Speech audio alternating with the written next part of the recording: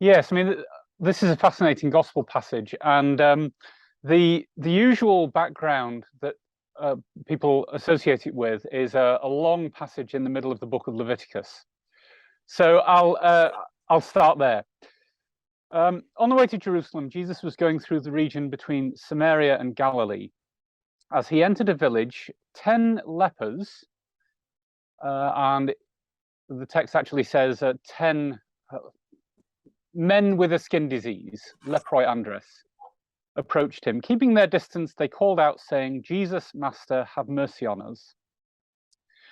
Now, there's a couple of important background things here. The first thing is what was wrong with these men? They had some kind of skin disease. Now, the word lepros doesn't just cover what we now know as leprosy, Hansen's disease, but it covers all sorts of skin diseases, which are discussed in great depth in Leviticus chapters 13 and 14. And it's a sign of ritual uncleanness.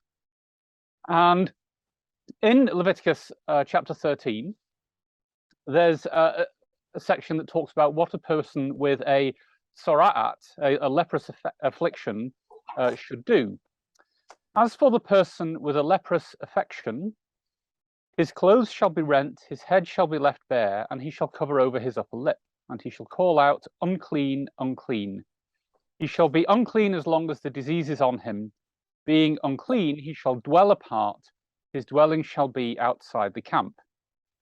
Now, one of the usual readings of this passage in Luke is that this is part of the background to the story. The men are keeping their distance because they're ritually unclean. Jesus overcomes the sort of purity code by healing these men with a skin disease. But there is a slight problem. The text doesn't actually tell us any of that. It may be that when the text says that the men were stood at a distance, all it means is the men were stood at a distance, calling out to him, and that there's no necessary association with the separation that the man with the scale disease, the skin disease in Leviticus has to keep. Because in Leviticus, this is a matter of ritual uncleanness, which is contagious, and it contaminates not just other people and things, but the sanctuary, the holy place. There are a couple of places furthermore, elsewhere in the Old Testament, where this is a punishment for sin. So Miriam is afflicted with a skin disease in Numbers chapter 12. King Uzziah of Judah is afflicted with a skin disease in 2 Chronicles chapter 26. That isn't always the case. The Old Testament reading for this Sunday in many churches will be 2 Kings 5, which is the healing of Naaman the Syrian, who has a skin disease, and he is cleansed through his association with the Israelite prophet, the Sumerian prophet, Elisha. So there are all sorts of Old Testament connections in the background, but we can sometimes be a little bit foxed by them, and might not necessarily, we might be reading more into the story than is actually there because of our familiarity with parts of the Old Testament. So that's that part of the background. The other part of the background is in the context of Luke's gospel itself. This is part of the journey from Galilee to Jerusalem. This is the itinerary part of Luke's gospel. And Jesus is on his way from Galilee to Jerusalem, where he will meet his end, and he has to go through Samaria in order to get there. So a crucial part of this is the distinction between Judeans or Jews and Samaritans. This was a fundamental distinction. The Samaritan, who is the one of the 10 lepers who turns back to Jesus, belongs to a community who is understood to be foreign to the Jews, even though they had a common cultural background. He is described as a foreigner, which, in terms of going to the temple, which is actually what Jesus tells them all to do.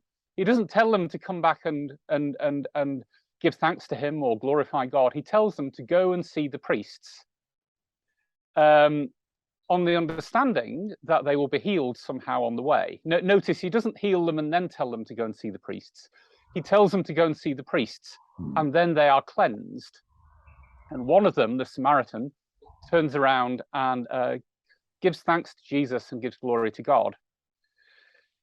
As a Samaritan who is named as a foreigner, an allogenes by Jesus, he would have been prohibited from going further than the court of the Gentiles into the temple. And so he didn't have the option of going to see a Judean priest in Jerusalem. And he is the one of them who actually disobeys what Jesus tells them all to do, stops, turns around, gives glory to God, and gives thanks to Jesus. But it's also part of a whole set of stories where human beings beg Jesus for mercy. Lord, have mercy on me, like blind Bartimaeus in chapter 18. It's also about faith.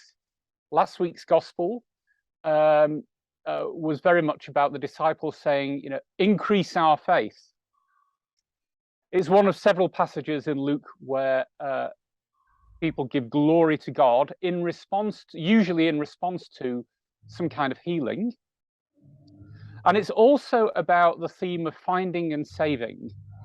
There's an echo here of that passage in chapter 15, the prodigal son, and the other two stories in that chapter, which is about being found rather than lost. Was none of them found to return and give praise to God except this foreigner?